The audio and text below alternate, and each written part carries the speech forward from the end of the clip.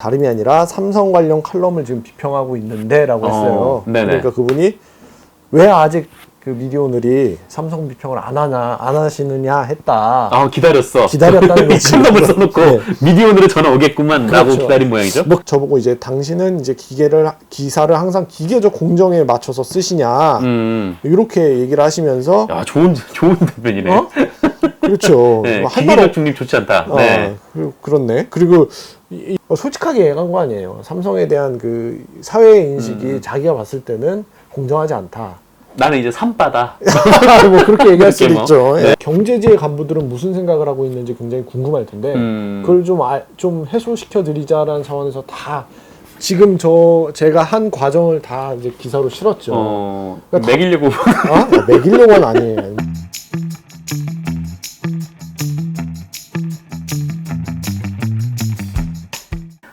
이번에는 그 삼성 관련 보도예요. 그러니까 일전에 이제 이건희 삼성 전 그룹 회장이 이제 유산을 남기면서 이제 26조 원. 네네. 일부 이제 기부를 했죠. 예.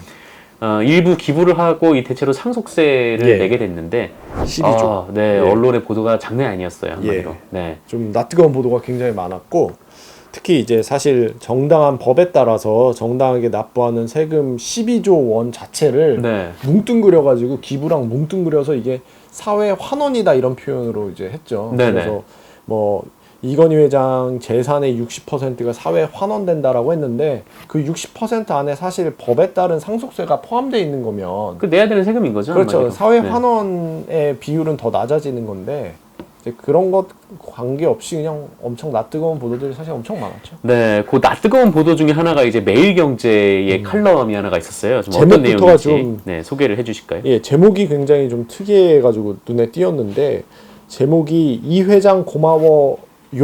그러니까 이 회장 이건희 회장 이 회장 고마워요. 이 한마디는 해야라는 제목이었습니다. 누구한테 얘기하는 거야? 문재인 대통령한테. 문재인 대통령한테. 문재인 대통령이 이건희 회장한테 고맙다. 이 한마디는 해야 된다.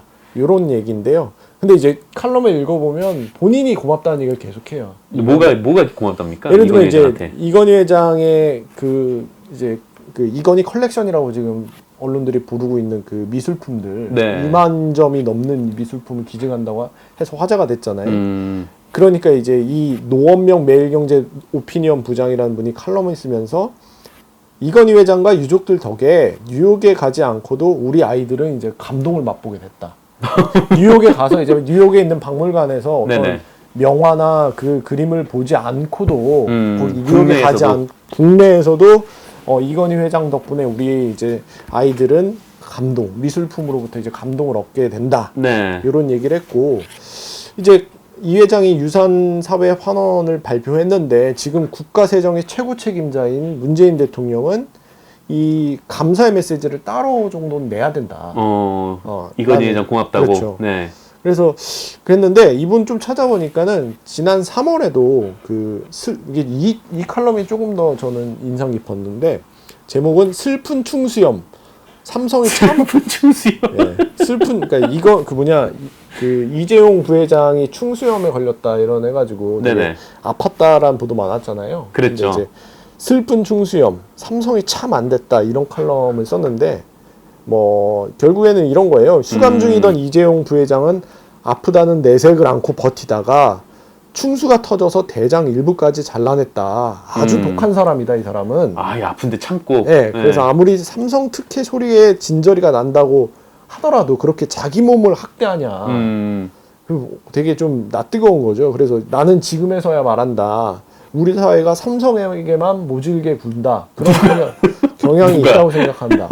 그러니까 전반적으로 이분의 칼럼을 보면 이제 삼성의 명함 중에 명함이 있을 거 아닙니까? 근데 이제 명만 계속 보도를 하는 거예요. 그리고 암에 대해서는 얘기 안 하는 부분이라서 이제 매일경제 뿐만 아니라 이제 삼성에 대한 좀 낯뜨거운 보도들을 저희가 이제 매체 비평을 하는 그런 보도 매체잖아요. 미디어오늘의 역할인데 그래서 이제 그냥 이렇게 또 이 사람의 칼럼만 인용해서 또 비판을 하면 조금 너무 공정하진 못한 것 같아서 직접 좀 전화를 드려서 물어봤습니다. 뭐라고 물어봤습니까? 일단은 이제 그 다름이 아니라 삼성 관련 칼럼을 지금 비평하고 있는데라고 했어요. 그러니까 그분이 왜 아직 그 미디어오늘이 삼성 비평을 안 하시느냐 했다. 기다렸다는 거지. 칼럼을 써놓고 네. 미디어오늘에 전화 오겠구만 라고 그렇죠. 기다린 모양이죠. 뭐 그렇게 이제 그냥 저한테 제가 이제 미디어오늘 기자라고 하니까 좀 네. 반감에 차서 말씀을 하신 거라고 저는 맨 처음에 받아들였는데 그래서 제가 말씀드렸어요. 부장님이 쓰신 칼럼을 봤다. 그러니까 하는 말이 네. 아 그래 안 그래도 미디어오늘이 쓰기 좋게 내가 써주지 않았냐 이렇게 이제 말씀을 하시는 거예요. 되게 그러니까 네. 예상하지 못한 이제 우리를 위해 쓴 거였어. 우리를 위해서 이렇게 네. 썼냐는 미디어를 약간 위해 쓴 사실 거였어? 이제 어떻게 보면 그분이 처음 말씀하시기로 약간 비아냥이 섞인 거 아닌가 이런 생각을 느낌을 받을 정도의 그런 멘트를 네. 하신 그냥 뭐 거죠. 이건 뭐 비아냥이 맞는 것 같고. 그래서 제가 질문을 드린 것이 아니 이 삼성에 대한 명함이 있을 텐데 이 너무 명만 말씀하시는 거 아니냐 이렇게 질문을 드렸어요. 그러니까 이제 내가 이제 그분께서 말씀하신 이제 저를 보고 이제 당신의 글을 가끔 보는데 김정 기자 글을 보는데 잘 쓰더라. 근데 이제 잘 쓰니까 이것도 이제 뭐 진짜 잘 써서 하는 얘기는 건 아닌 것 같고 이제 네네. 긴 얘기를 들어보면 글을 당신이 잘 쓰더라. 잘 쓰니까 이제 그냥 쓰고 싶은 대로 쓰시라. 본인 당신 마음대로 쓰는 대로 쓰시라. 나는 별로 신경 안 쓴다. 이 취지로 이제 계속 말씀을 하실 것 같아요. 그래서 끊으려고 하셔가지고 제가 아직 말이 안 끝났다. 그냥 네 마음대로 써라. 그래서 이제 제가 말을 들어야 할 이유가 있냐 이렇게 말씀하셔서 아니 그래도 제가 최소한 드린 질문이 있지 않냐. 너무 명만 쓴 거 아니냐. 이 얘기를 답을 좀 달라는 취지죠. 근데 이제 본인이 이제 바쁘다고 이제 저는 뭐 애독자래요. 애독자에서 나중에 미디어오늘 애독자라고. 네네. 아무튼 그렇게 해가지고 했는데 좀 약간 좀 찝찝하잖아요 서로. 그래서 나중에 보니까 문자가 와 있더라 이분한테. 그래서 메일을 좀 보내달래요. 질문이 답변을 있으면. 받으시면. 네. 그래서 메일을 또 보냈어요. 메일을 보냈는데 내가 봐도 이제 좀 질문이 길어요. 구구절절하고 여기 다 그 설명드리기는 좀 어려운데 어쨌든 핵심만 말하면 이제 왜 당신은 칼럼에서 화내지 말고. 암을 다뤄야 될 거 아니냐. 그래야 공정한 거 아니냐. 아무리 경제지어도 이거. 암도 생명인데. 암도 생명. 명만 다루면, 명만 이렇게 조명해서야 되겠느냐. 네. 라고 이제 구구절절 보냈어요. 그러니까 이제 또 메일이 왔어요. 메일이 뭐 어떻게 왔습니까? 내 칼럼에 동의한다는 반응도 많다. 삼성 쪽에서. 아니, 삼성 쪽인지는 모르겠어요. 뭐 누리꾼들 중에서도 동의하시는 분이 있을 수 있으니까. 네네. 댓글에도. 그래서 기계를 당신은 이제 기사를 항상 기계적 공정에 맞춰서 쓰시냐. 이렇게 얘기를 하시면서. 야, 좋은 답변이네. 그렇죠. 네, 할 말 기계적 중립 좋지 않다. 네. 그렇네. 그리고 이분이 이제 삼성에 대한 평가가, 사회적 평가가 너무 공정하지 않다는 문제의식이 난 있다. 되게 솔직한 거예요, 사실. 그쵸. 네. 저는 이 답변에서 좀 어느 정도는 이게 풀렸어요. 그러니까 솔직하게 얘기한 거 아니에요. 삼성에 대한 그 사회 인식이 자기가 봤을 때는 공정하지 않다. 나는 이제 산바다. 뭐 그렇게 얘기할 수도 뭐. 있죠. 네. 예. 근데 이제 제 칼럼은 그에 대한 문제의식의 연장이다. 라고 하고 이제 그러면서 제가 이제 아무리 경제지어도라는 표현을 했잖아요. 네네. 아무리 경제지어도 이렇게 쓰면 되겠냐라는 질문을 하니까 아무리 경제지어도라는 표현이 되게 좀 공정하지 않다. 그 질문 아니다. 이렇게 이제 논박을 했어요. 네네. 그리고 이제 질문 자체가 균형적이어야 된다. 근데 당신의 질문은 저의 질문이죠. 당신의 질문은 균형적이지 않다. 그리고 이렇게 하면서 이제 했는데 네. 제가 이제 기사를 이제 고민을 했어요. 이게 일일이 막 취재 과정을 다 이렇게 독자들한테 공개하는 게 옳은 것인가라고 했는데 이분이 어찌됐든 간에 저랑 논박이 이루어졌으니 네네. 한번 궁금하잖아요. 그 이제 삼성의 비판적이거나 저희 독자들 입장에서는 경제지의 간부들은 무슨 생각을 하고 있는지 굉장히 궁금할 텐데 그걸 좀 해소시켜 드리자라는 차원에서 다 지금 제가 한 과정을 다 이제 기사로 실었죠. 그러니까 매기려고.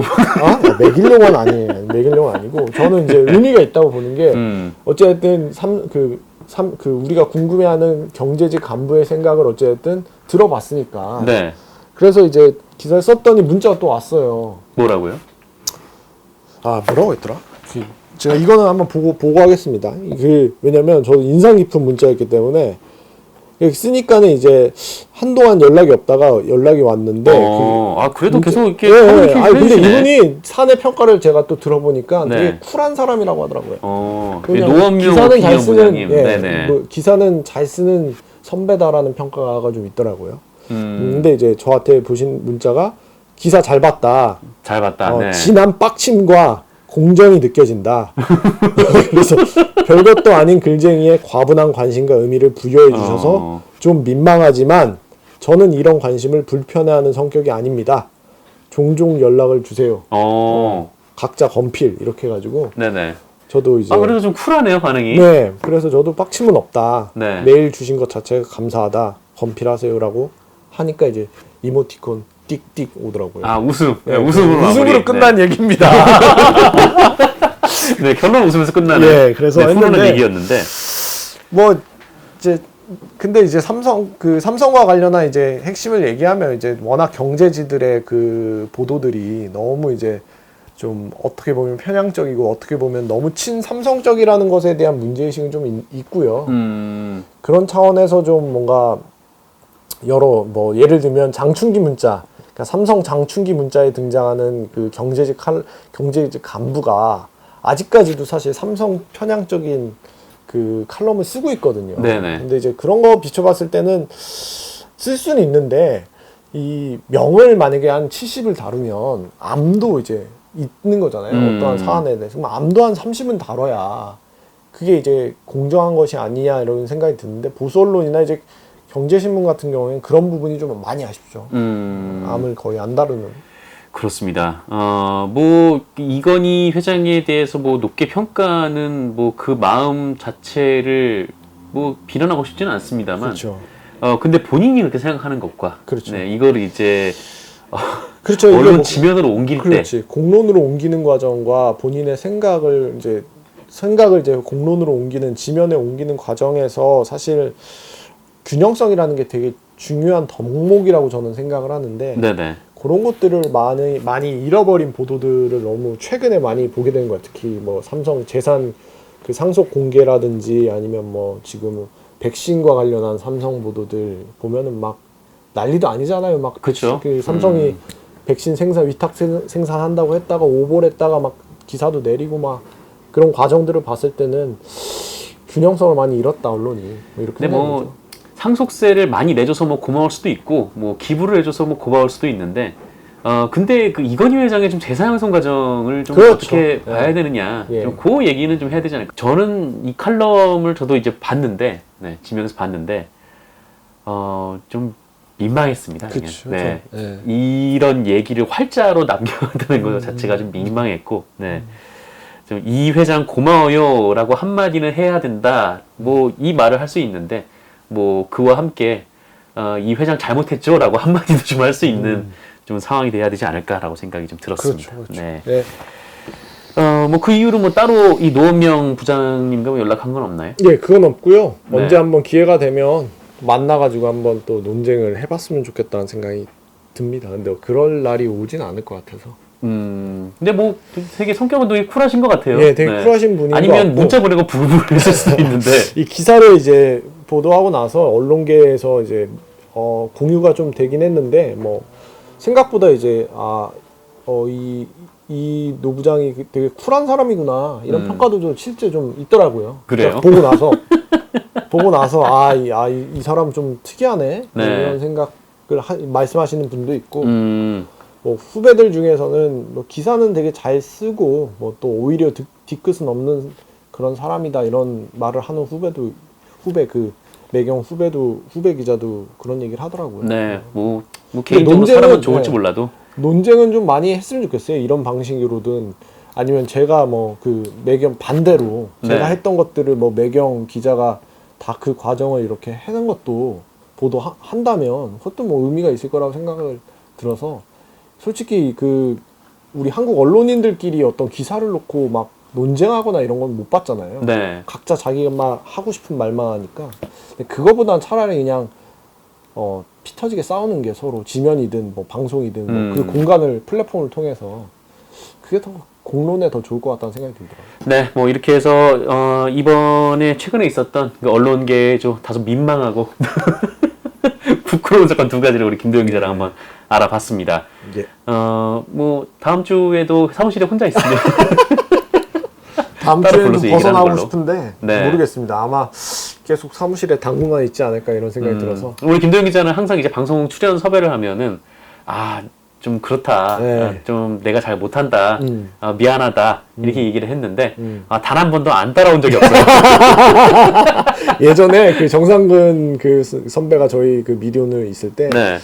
정상근 선배랑 같이 이제 그 우리 팟캐스트 녹음하는 공간을 따라갈 때 그렇게 네. 행복했어요. 이제 와서 네. 아유. 뒷얘기가 나왔네요. 예. 오늘 김도영 기자 나와주셔서 감사하고 저희는 또 다음 주 이 시간에 또 뵙겠습니다. 봐주셔서 고맙습니다. 고맙습니다. 네.